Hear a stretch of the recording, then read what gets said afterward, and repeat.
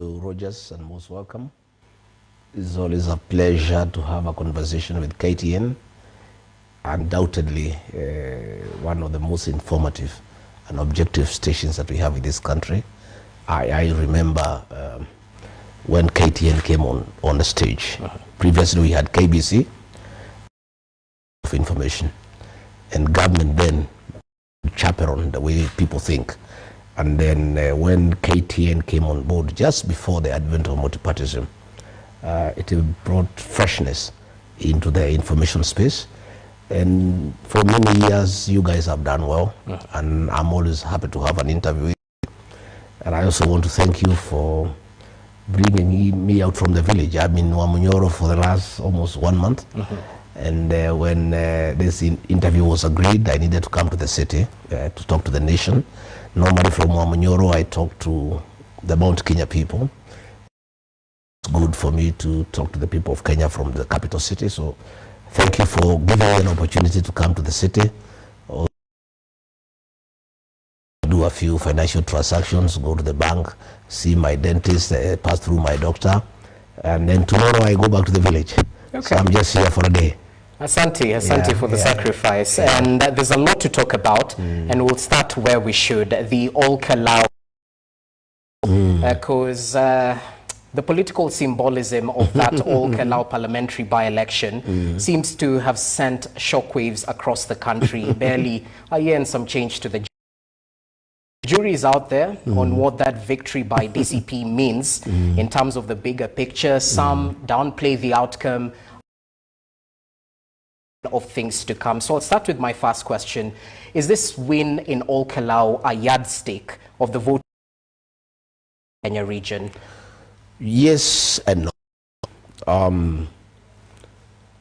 All-Kalau has shocked William Ruto and his people because they live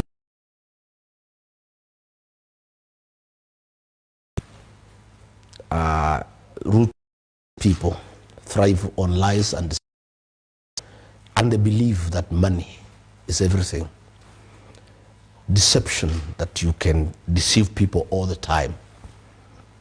So he believed in the power of money, chiefs, elders, nyumba kumi, cabinet secretaries, police, goons, but he doesn't know the mountain. I knew of that outcome.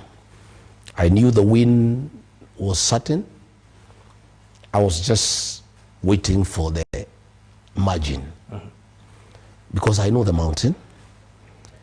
And what has happened this All-Kalau by-election, I've seen one his people crying that we are celebrating too much. Yes, we are celebrating because of various issues that are important. One, I knew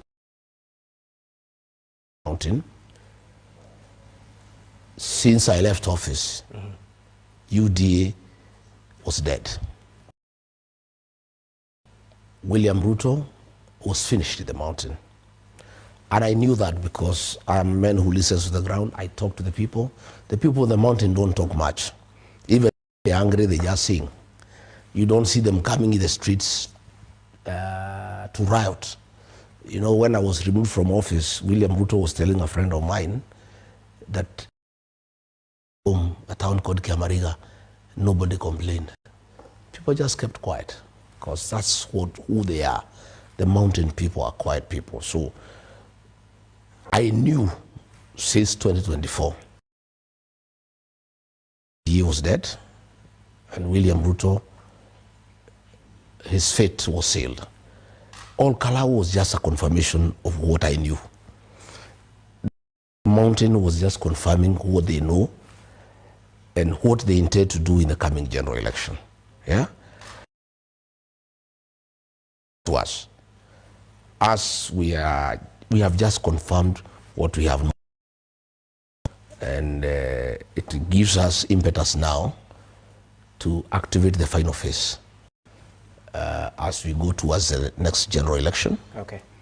That our marriage with William Ruto is over.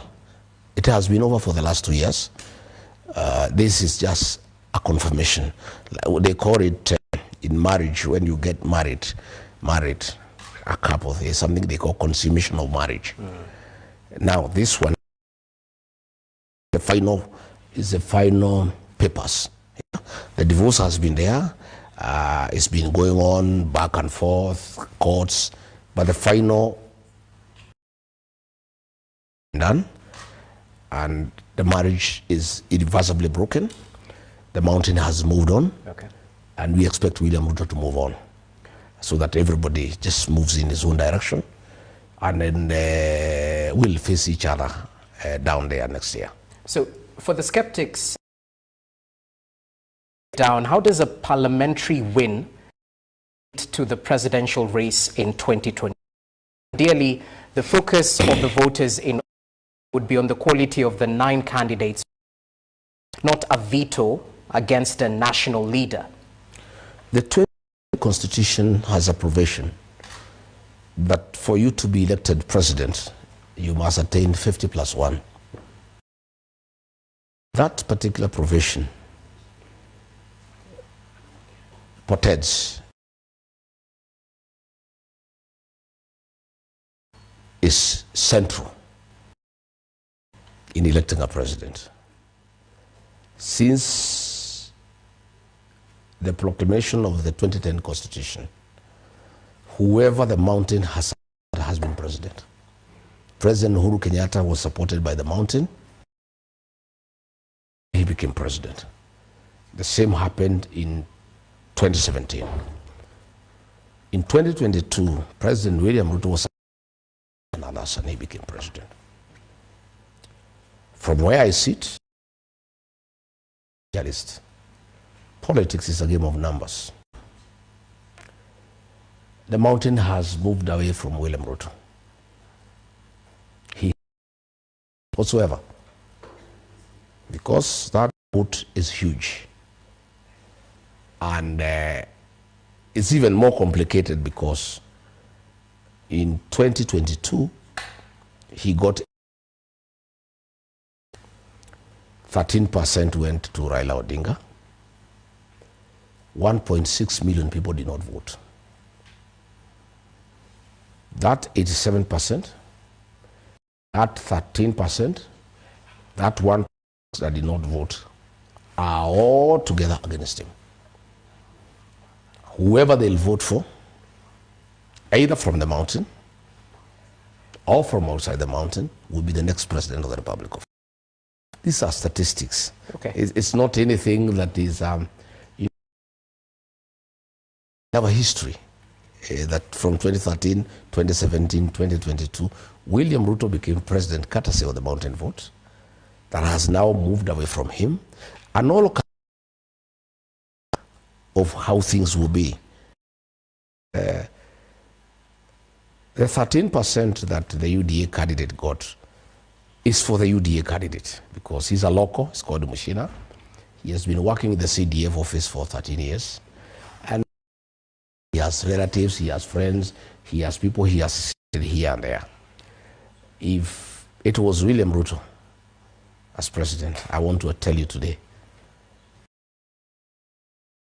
he would not have gotten 3%. And wanted to make a statement if they were on the queue. By 12 o'clock, 57%, 5,000 votes, 40,000 votes, and the suppression from midday all the way. Had there been no vote, it is my estimation that we would have had 75% voter turnout. And that would have reduced what UDA got to a single digit. 6%. So that is where we are. Okay. And that is a statement from Olokalau. And normally the mountain is homogeneous. What happened in Kiambaa. What happens in Kiambaa is what will happen in Madeira. What happens is what will happen in Igembe Central. Remember, UDA came in through